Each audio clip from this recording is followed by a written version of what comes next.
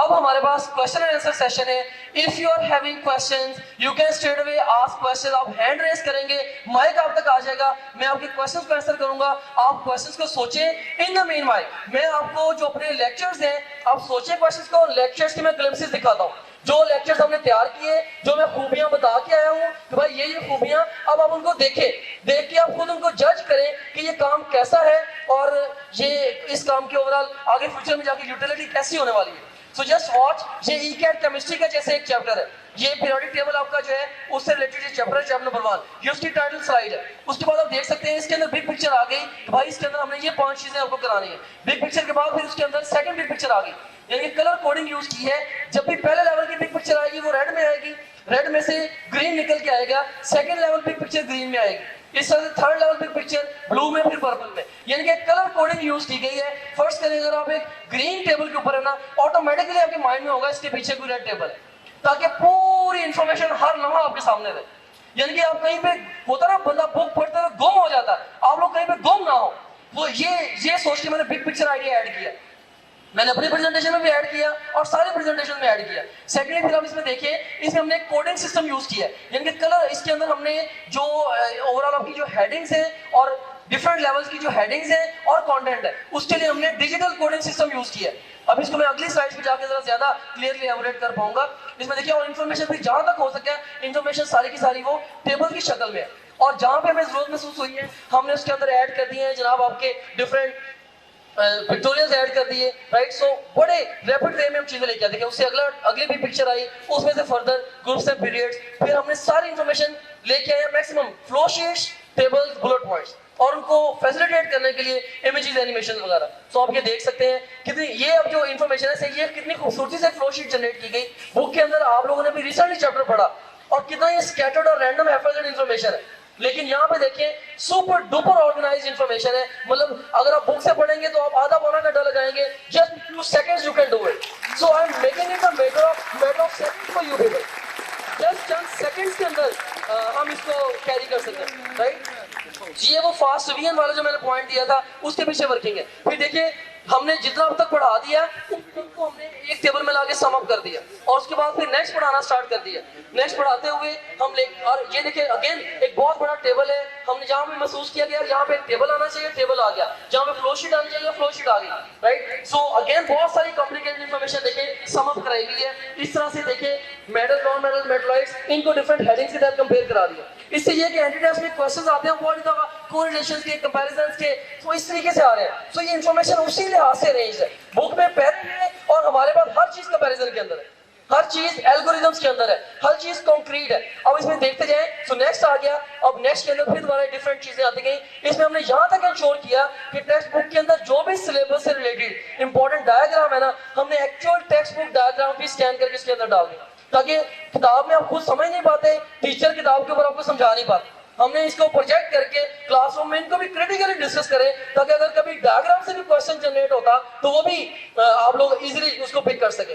Text book का हमने को कोना छोड़ना नहीं है। एक और टेबल आ गई इस तरीके से, और उसके बाद भी देखिए चलता गया, इसके अंदर डिफरेंट पॉइंट्स हम जनरेट करते जा रहे हैं। So you can see the quality of these lectures, this extraordinary work, कि कितना ये सुपर डुपर ऑर्गेनाइज्ड है, कहीं पर रैंडमाइजेशन नहीं है, राइट। इसमें हम देखिए ना सिर्फ इतना, अभी तक जितना भी पढ़ाया गया इस चैप्टर के अंदर, जितनी वैल्यूएबल इंफॉर्मेशन थी, एंड पे लाके एक तो 7 टॉपिक पढ़ाते गए, 7 2 3 टॉपिक्स की समरी या कोरिलेशन देते गए, एंड पे लाके सारे चैप्टर को एक टेबल के अंदर डाल दिया।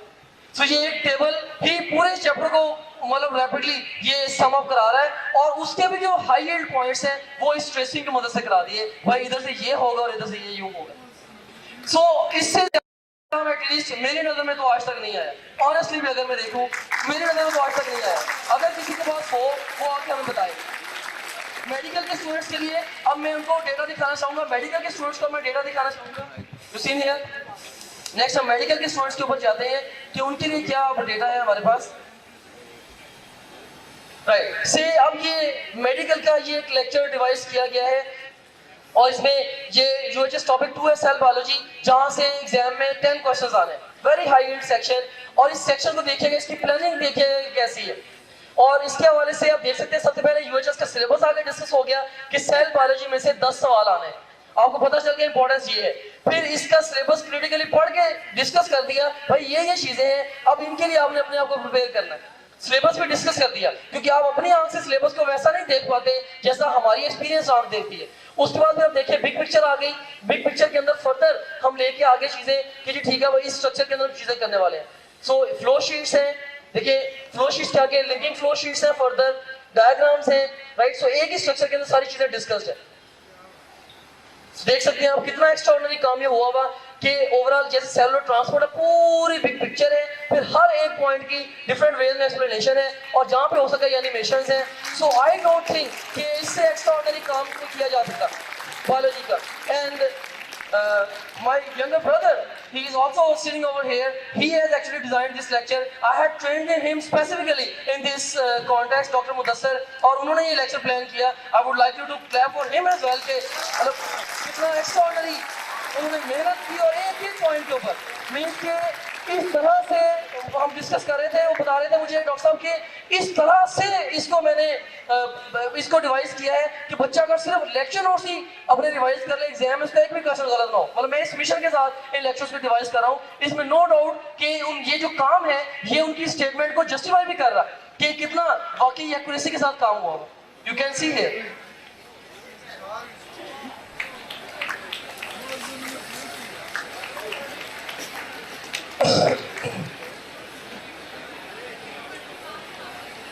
इसमें देखते जाए। So sounds, images, gestures, tables, flow sheets, diagrams, so everything जो कि आपके अंडरस्टैंडिंग को बूस्टर लगाने के लिए काफी है, वो हमने यहाँ पे प्रेजेंट किए, राइट। सो ये सेंट्रली डिवाइस लेक्चर्स हैं, हर टीचर को सेंट्रली हेड ऑफिस से दिए जा रहे हैं, और उसके बाद फिर इन्हीं के ऊपर आपको लेक्चर डिलीवर किए जा रहे हैं। इसमें आप देख सकते हैं, इस डायग्राम में आप देखिए, मैं जो कोडिंग सिस्टम की बात कर रहा था कि हमने डिजिटल कोडिंग सिस्टम यूज किया, उसको भी हम देखें कि ये पहले नंबर की जो हेडिंग्स हैं हमने उनको नॉर्मल 1 2 3 में लिखा, फिर जो सेकंड लेवल हेडिंग्स हैं हमने उनको रोमन 1 2 3 में लिखा। जो इसके अलावा ये देखिए, ये फर्स्ट लेवल हेडिंग, ये फर्स्ट लेवल हेडिंग, ये सेकंड लेवल हेडिंग, ये सेकंड लेवल कंटेंट, फिर इस तरह से ये सेकंड लेवल हेडिंग, अगेन ये थर्ड लेवल हेडिंग आ गई। देखिए पहले नंबर पे स्ट्रक्चर के अंदर तीन चीजें आ रही हैं, फिर दूसरे नंबर पे इनर मेम्ब्रेन, इसके अंदर फर्दर ये तीन चीजें आ रही हैं एबीसी के साथ, राइट। सो ये कलर को हमने डिजिटल कोडिंग सिस्टम यूज किया है कि पहले नॉर्मल इंग्लिश नंबरिंग है, फिर उसके बाद जब वो रोमन नंबरिंग है, फिर एबीसी है, फिर बुलेट पॉइंट्स हैं, ताकि आप लोग हर चीज को फिंगर टिप्स के ऊपर रिवाइज कर सके। इस चीज में इतनी ये हेडिंग्स, इतनी सब हेडिंग्स, और आपको ये चीजों को रेफरेंस देने, आप लोग कोरिलेट करने चीजें आसान हो जाए। तो इतना एक्स्ट्राऑर्डिनरी ये देखिए आप काम जो है इसके अंदर ये डेवलप किया होगा। So we are actually trying to bring revolution in education, and no doubt this new way, this is revolution in education, right. मैंने अभी तक इवन मैं इंटरनेट पे बैठ के सर्च करता हूँ, मैंने इंटरनेशनली भी कभी लेक्चर्स इतने मल्टीट्यूड ऑफ फैक्टर्स को मद्देनजर रखते हुए मैंने नहीं देखे प्लान किए गए। तो आप देख सकते हैं इसमें कि अब पूरा चैप्टर पढ़ा के, जहाँ भी गेन से मसूल पूरा चैप्टर पढ़ा के, चैप्टर पूरे की अंडरस्टैंडिंग और साथ ही कुछ और अंडरस्टैंडिंग कोरिलेट करा के वंस अगेन एक ही मास्टर टेबल जिसके अंदर सारी इंफॉर्मेशन दोबारा फिर सम अप हो गई। वही ये चीजें ऐसे हैं, और सवाल ही नहीं पैदा होता कि इंफॉर्मेशन क्लासरूम के अंदर मिस हो या इंफॉर्मेशन क्लासरूम के अंदर मिस सेंस के अंदर जाए। मींस के इसको कहते हैं क्वालिटी है, हमारे क्वालिटी एश्योरेंस मेजर्स हैं जो कि हमने ये दिए हैं। So now everything is open in front of you. So जहाँ पे हमें महसूस हुआ, हमने इवन पिक्टोरियल्स के साथ डायग्राम सब दिखा दी कि भाई डाउन सिंड्रोम की बुक में लिखा हुआ, लेकिन हमने दिखा भी दिया भाई ये ऐसा सा बच्चा होगा। वो सारे फीचर जो बुक में लिखे वो आप इसको मतलब जहाँ पे खुद से उनको अप्रिशिएट भी कर सकते हैं।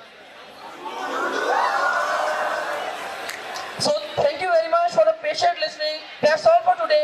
If you've got any questions, you can ask for me.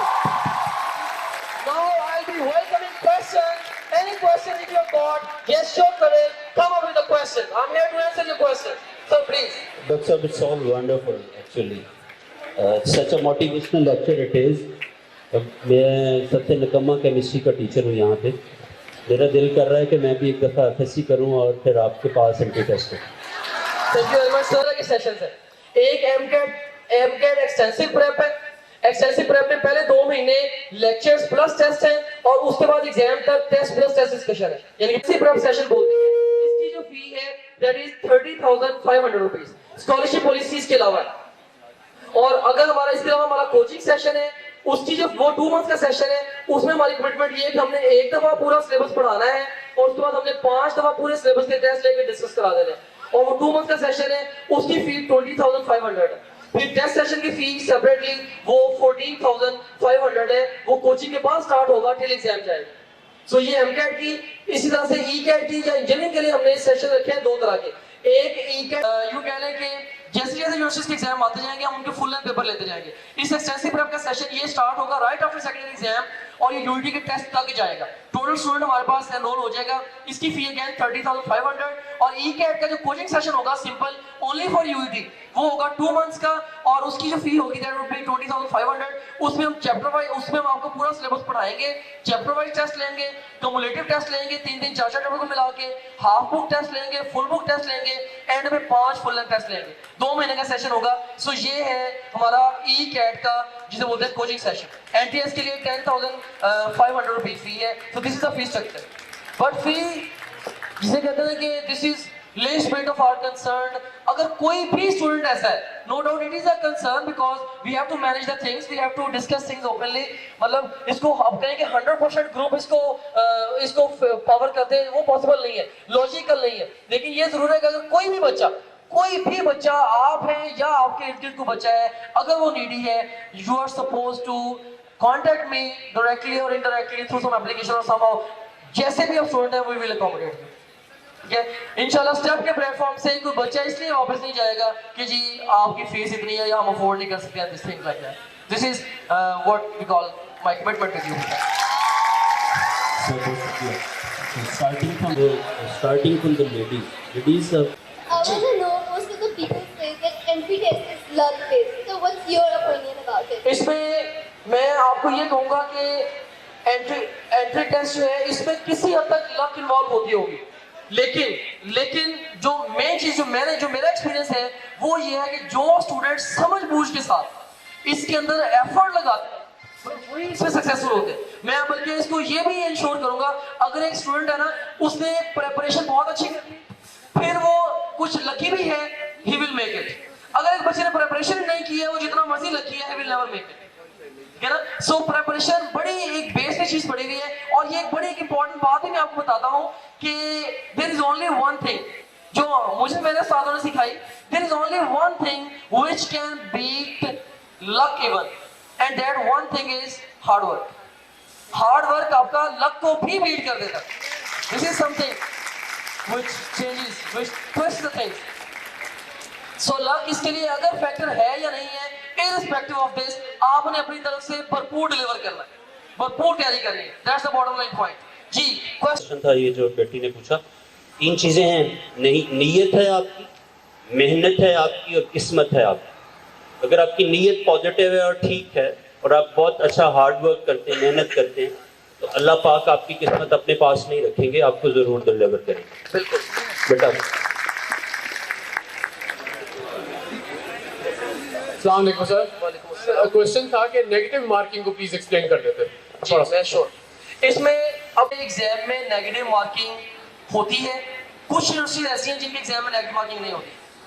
For example nurse में नहीं होती, एमकैट में होती है, यूईटी का जो ई-कैट है उसमें नेगेटिव मार्किंग होती है। अब नेगेटिव मार्किंग के हवाले से बच्चों को पेरेंट्स ने डराया होता, भाई नेगेटिव मार्किंग है, ध्यान से अटेम्प्ट करना, थिंग्स लाइक दैट। और बच्चे बेचारे कई दफा 20-20 सवाल छोड़ के आ जाते हैं।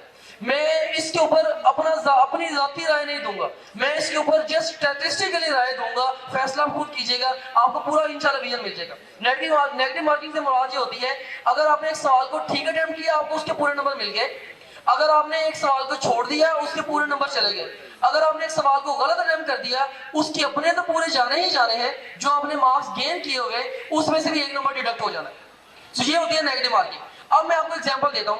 फर्स्ट करें कि आप एमकैट का एग्जाम दे रहे हैं, फर्स्ट करें कि उसके अंदर 4 क्वेश्चन है और क्वेश्चन 4 तरह के होते हैं, very easy, difficult and very difficult. मैं अज्यूम कर लेता हूं वर्स्ट सिचुएशन को कि चारों क्वेश्चंस वेरी डिफिकल्ट क्वेश्चंस, चारों क्वेश्चंस वेरी डिफिकल्ट क्वेश्चंस हैं और चारों क्वेश्चंस का आपको कोई नहीं पता कि यहां से आंसर क्या है। अब आपको 2 ऑप्शन है, या तो चारों क्वेश्चंस को खाली छोड़ें या चारों क्वेश्चंस की गेसिंग करें।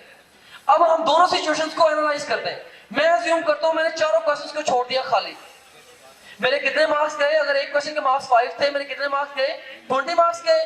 अब दूसरी सिचुएशन पे आते हैं। मैंने चारों क्वेश्चंस को रैंडमली गेस कर दिया, रैंडमली मैंने को गेस लगा दिया। अभी एजुकेटेड गेस नहीं है, अभी इसमें ऑप्शन नैरो डाउन नहीं हुए, चारों ऑप्शन में मैं रैंडमली गेस लगा दिया। प्रोबेबिलिटी ये कहती है कि 4 में से आपका एक सवाल ठीक होगा, 3 गलत होंगे। यही प्रोबेबिलिटी कहती है ना। मतलब आपके जो एक सवाल ठीक हो गया उससे आपको 5 नंबर मिल गए, और जो 3 आपके गलत हो गए उसके आपके 3 नंबर डिडक्ट हो गए। उनके अपने तो जाने थे, 3 डिडक्ट हो गए, तो अल्टीमेटली 2 मार्क्स आपकी पॉकेट में आ गए। और 2 नंबरों का मतलब ये है कि आपने 200 स्टूडेंट्स को बीट कर दिया टेस्ट में। सो बॉटम लाइन पॉइंट ये है कि guessing is recommended on the entry test. No doubt negative marking जो है ये डैमेज करती है, लेकिन इस डर से हमें बहुत सारे क्वेश्चन खाली छोड़ के नहीं आने चाहिए। स्टैटिस्टिक्स ये बताती है। अब देखें, फर्स्ट करें कि हर क्वेश्चन में से आप अपने नॉलेज से एक या 2 ऑप्शन को रूल आउट कर लें। आप एक ऑप्शन को एलिमिनेट करा लेते हैं, आपके क्वेश्चन ठीक होने के चांसेस 33% पे चले जाते हैं। आप दूसरे ऑप्शन को एलिमिनेट करा लेते हैं, आपके क्वेश्चन ठीक होने के चांसेस 50% पे चले जाते हैं। अगर आप चारों क्वेश्चन में 2 ऑप्शन एलिमिनेट करा लें तो चांसेस ये है कि आपके 2 सवाल ठीक हो जाएंगे, 2 गलत होंगे, राइट। और इसके अकॉर्डिंगली आप देखें कि कितना ज्यादा स्कोर आपकी पॉकेट में आ जाएगा। ठीक है। सो मैं ये कहता हूँ, ये नहीं मैं कहता, अगर तो आपको भाई सवाल का जवाब आता है, लॉजिकली और रैशनली उसको आंसर करें। अगर नहीं आता, कोई एक आध क्वेश्चन या पूरे पेपर में मैंने मान लिया 3 से 5 क्वेश्चन है जो कि आपने कहा चलो यार ये छोड़ देते हैं, बट इससे ज्यादा क्वेश्चन कभी भी एग्जाम में खाली छोड़ के ना आए, बहुत बुरा डैमेज करते हैं। मैक्सिमम अपर लिमिट जो वो 3 से 5 की है, 5 से ऊपर कभी भी ना जानते हैं इसको। I hope that I have answered your question. Welcome जी। Assalamualaikum. Walaikum First assalam. step was choose career according to your interest, right? But Yes. as you see, a lot of engineers who do architecture are jobless now. So interest है, jobs नहीं है। अब जी मैं सुन रहा interest नहीं है, interest है, job नहीं है। That's what you are saying. अब हमारा इंटरेस्ट नहीं है, बट पेरेंट्स हमें कहते हैं ये करो, इंटरेस्ट है या नहीं है, इसमें पैसा है, विल गिव यू फ्यूचर। तो जहाँ ये सिचुएशन आती है, फिर हमें किस चीज को मद्देनजर रखकर अपने करियर को चूज करना चाहिए? मैं यहाँ पे, वेरी गुड क्वेश्चन, मैं यहाँ पे मैं दोबारा फिर यही कहूँगा, उसूल वही है जो कि सारे पैरामीटर्स को मद्देनजर रख के मैंने वजह की है। ठीक है जी। आप अपने इंटरेस्ट पे देखें, स्कोप पे देखें। मैं देखें करियर की चॉइस के अंदर मैंने आपको ये भी बताया कि ठीक है जी इंटरेस्ट भी देखें, मैंने आपको ये भी बताया कि लोकेशन भी देखें। ऐसा तो नहीं है कि कोई डिग्री यूनिवर्सिटी करा रही है और उसकी कहीं पे यूटिलिटी नहीं है। मींस के हर चीज की कहीं ना कहीं बहुत एक्स्ट्राऑर्डिनरी यूटिलिटी है। मैं आपको मजे की बात बताता हूँ कि अगर एक बहुत सिंपल प्रोफेशन है ना, ऐसे लोग होंगे जो बड़े सादा से शोबे में मिलियंस कमा रहे होंगे, और ऐसे लोग भी होंगे जो बड़ा एडवांस काम कर रहे होंगे लेकिन हैंड टू माउथ होंगे। So there is always room at the top. अगर एक सैचुरेटेड फील्ड भी है ना, अगर एक फील्ड सैचुरेटेड भी है, इसके बावजूद उस फील्ड के अंदर भी अगर आप एक्स्ट्राऑर्डिनरी काम कर सकते हैं, आप बहुत ऊपर जा सकते हैं। अब नो डाउट पेरेंट्स के साथ एक बहुत बड़ा क्लैश चलता है। पेरेंट्स कहते हैं ये करो, बच्चा कहता है कि ये करो। अब इसकी डिसीजन मेकिंग कैसे करनी होती है, इसमें मेरे माइंड में दोनों सिचुएशंस आती हैं। हो सकता है कि बच्चा अपनी जगह पे ठीक हो सकता है कि पेरेंट्स अपनी जगह पे ठीक हो। आपको बैठना चाहिए, कन्फ्रंट करना चाहिए, लॉजिकल और रैशनल ग्राउंड्स के ऊपर बात करनी चाहिए। अमूमन होता ये है कि हमारे यहाँ पे ना तो पेरेंट्स के पास अप टू डेट इन्फॉर्मेशन है, लेटेस्ट इन्फॉर्मेशन है, ना ही स्टूडेंट्स के पास है। वो दोनों बस आपस में बहस करके जो भी डिसीजन होता है वो लिमिटेड विंडो के अंदर ही होता है। सो ऐसी सिचुएशन में always consult for career counsellor. Like अगर मैं यहाँ पे from time to time available हुआ करूंगा, या आप टेलीफोनिकली मेरे से टाइम लेके कि ओवरऑल से उनकी डिस्कशन करा दें, या यहाँ पे अगर हम कोई करियर काउंसलर अपना बैठाते हैं तो उनके साथ बैठ के डिस्कस करा के अल्टीमेटली हम कंक्लूजन तक पहुंचे। सो बॉटम लाइन, कोई भी शोबा बुरा नहीं है। अगर आपका इंटरेस्ट किसी शोबे में है, आपको उसमें जाना चाहिए, उसके अंदर आपको एक्सेल करना चाहिए। फिर भी स्टिल अगर आपके पेरेंट्स कभी जिन भी वजूहात की बिना पे, मे बी पेरेंट्स कहते हैं आप रॉन्ग है, या करियर काउंसलर भी आपके कहते हैं कि आपके पेरेंट्स ठीक है, अगर आपने फिर इसको चूज कर लिया जो आपकी पेरेंट्स चॉइस है, अब फिर बार बार दूसरी चॉइसेस के बारे में सोचना बंद कर दें। फिर जहां पे आप हैं बस आप देखें कि यहां से ऑनवर्ड्स आप बेस्ट क्या कर सकते हैं। और ये मैं आपको मजे की बात बताता हूँ कि हर फील्ड में आगे जाके जब आप थोड़ा सा प्रोसीड करते हैं, आपको अपनी चॉइस के काम मिल जाते हैं। लाइक जैसे मुझे टीचिंग पसंद है, मैंने मेडिकल किया, लेकिन मैं मेडिकल कॉलेज में भी टीचिंग ही करता हूँ।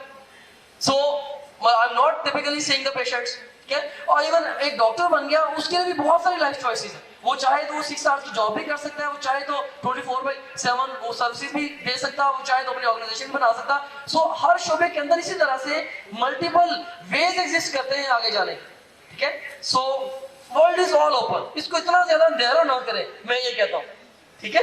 Hope that I have answered your question.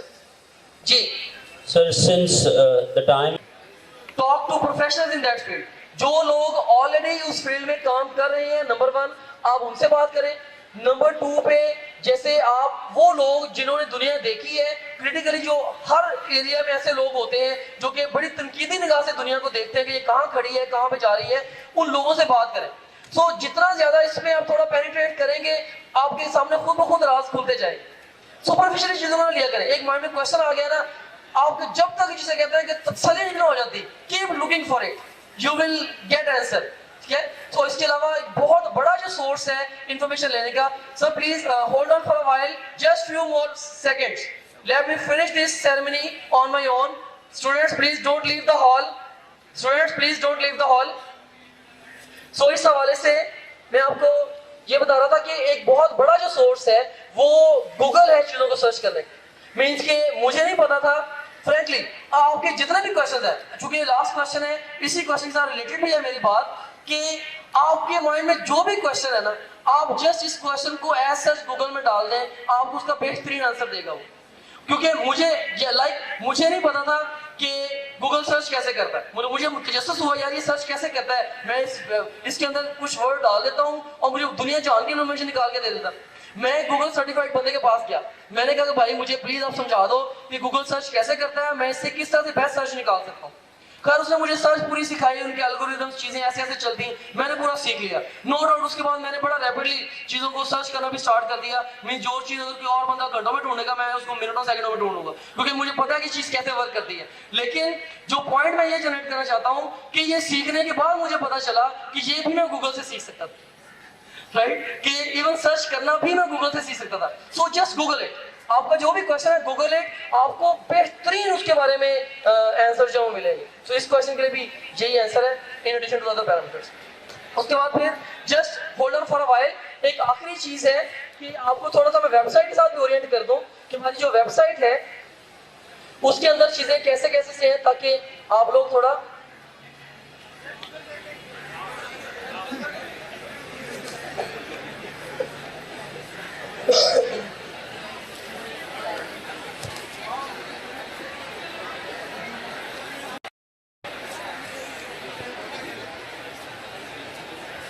Alright. सो आप देख सकते हैं कि ये स्टेप की वेबसाइट है www.stepbypgc.com। इसमें ये होम पेज है, होम पेज पे हमारी सारी कोर्सेज कौन से हैं बेसिक, और हमारे सारे फीचर्स, और उसके बाद कहाँ पे ऑफर कर रहे हैं, और फिर ये न्यूज़ एंड इवेंट्स सेक्शन जो कि आपके लिए काफ़ी अहम है, और उसके बाद फिर ऑनलाइन आप रजिस्टर हो सकते हैं। और इवन ये जो सेमिनार मैं आज आपको डिलीवर कर रहा हूँ, ये इंशाल्लाह with in a couple of days ये पूरा सेमिनार भी ऑनलाइन अवेलेबल हो जाएगा, ताकि अगर कोई आप दोबारा भी इसको सुनना चाहें, you will be able to listen it. मैंने ये भी कर दिया इसका, ताकि ओवरऑल मैं समझता हूँ कि चीज़ें कई दफ़ा बार बार सुनने से उनका वो पूरा असर जो है वो जनरेट होता है। सो इस चीज़ को मद्देनजर रखते हुए बहरहाल उसके बाद फिर देखें कि इसमें अगर किसी भी कोर्स के अंदर अगर हम जाते हैं, फर्स्ट करें कि मैं इसमें ई-कैट के अंदर जाता हूँ। अब इसके ई-कैट के अंदर जो सारी इंफॉर्मेशन है, अब ई-कैट में क्या क्या चीजें आती हैं, यूनिटी है, प्यास है, फास्ट है, नस्ट है, जिकी है। आप किसी के ऊपर भी क्लिक करेंगे, फर्स्ट करें फास्ट के ऊपर मैं क्लिक करता हूँ तो फास्ट से रिलेटेड जो फास्ट कैंडिडेट होगा उसकी सारी इंफॉर्मेशन आपके सामने आ जाएगी टेबल स्ट्रक्चर के अंदर, कि क्या टेस्ट है, कैसे कैसे क्वेश्चन टाइप है, टाइम कितना होगा, नेगेटिव मार्किंग होगी नहीं होगी, सजेस्टेड सोर्सेज कौन से, पूरी वैल्यूएबल इंफॉर्मेशन मैंने स्टफ कर दी है यहाँ पर, ताकि प्रॉब्लम ही ना रहे। और ये free of cost for everyone है। This is service for the nation कि I am trying to keep you people inform, I am trying to keep you people inform. और इस वेबसाइट को मैंने भले मैं प्रोफेशनली तो एक डॉक्टर हूँ, लेकिन मैंने इसको खुद डिज़ाइन किया है, पूरी वेबसाइट मैंने खुद डिज़ाइन की है। जस्ट इंटरेस्ट एंड शौक है कि करना है स्टूडेंट्स के लिए, इस तरह से नहीं लोग करते जैसे कि मुझे चाहिए। सो इसके बाद आप देखें इसमें इंपॉर्टेंट डेट्स और इवन जो भी यूनिवर्सिटी है उसके हमने इंपॉर्टेंट लिंक्स तक दे दिए हैं, उसके ऊपर आप क्लिक करेंगे आपके पास उस यूनिवर्सिटी की वेबसाइट खुल जाएगी। फास्ट में क्लिक किया, फास्ट की पूरी वेबसाइट खुल गई। सो अहम 3 लिंक्स जो है वो भी इसके अंदर अवेलेबल है। और इसकी ना सिर्फ इतना, बल्कि आप देखें कि एंट्री टेस्ट की प्रिपरेशन के लिए हमारे जो डिफरेंट सेशंस होंगे वो सेशंस की डिटेल भी यहाँ पे अवेलेबल है। जैसे मेन्यू में मैं जाता हूँ, इसके अंदर जैसे स्टेप ECAT एक्सटेंसिव प्रेप है, इसके अंदर हमारी प्रिपरेशन में ओवरव्यू है, ड्यूरेशन है, टाइमिंग्स हैं, फिर कोर्स हाइलाइट्स हैं, फेजेस इसकी, फेज 1 में ये होगा, 2 में ये होगा, लाइन ऑफ एक्शन ये होगा, टोटल फी ये है, स्कॉलरशिप पॉलिसी ये है, हर चीज़ मैंने यहाँ पे दे दी है। ऑनलाइन सेमिनार के लिए लिंक दे दिया, रजिस्टर का, और इवन ऑफिस हमारे एस्टेब्लिश हो जाएंगे। आप लोग विजिट करें, कंसर्न्स डिस्कस करें। Now let's open a new world now actually. I want to open so much. ये बस ऐसा नहीं है कि एकदम से उबाल आया और मैं आगे यहाँ पे खड़ा हो गया हूँ भाई। इसके पीछे कई सालों की मेहनत है, लगन है, कोशिश है। That's why I'm standing over here. And whatever I'm saying, I am on my own feet and I'm on my all feet and I'm saying this to you.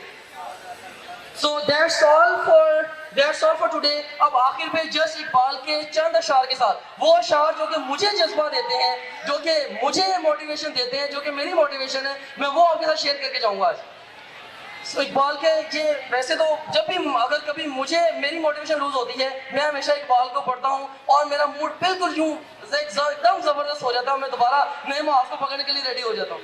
सो इकबाल का किता है, शराबे कोहन फिर पिला साकिया, शराबे कोहन फिर पिला साकिया, वही जाम गर्दिश में ला साकिया, मुझे इश्क के पर लगाकर उड़ा, मेरी खाक जुगनू बनाकर उड़ा, जो दूसरों को रोशनी दे। शराबे कौन फिर पिला साकिया, वही जाम गर्दिश में ला साकिया, मुझे इश्क के पर लगाकर उड़ा, मेरी खाक जुगनू बनाकर उड़ा, तड़पने फड़कने की तौफीक दे, दिले मुर्तजा सोजे सिद्दीक दे, जिगर से वही तीर फिर पार कर, तमन्ना को सीनों में बेदार कर, तेरे आसमानों के तारों की खैर, तेरे आसमानों की तारों की खैर, जमीनों के शब जिंदादारों की खैर, जवानों को सौदे जिगर बख्श दे, मेरा इश्क मेरी नजर बख्श दे, मेरा इश्क मेरी नजर बख्श दे। Thank you very much. Sir, thank you very much.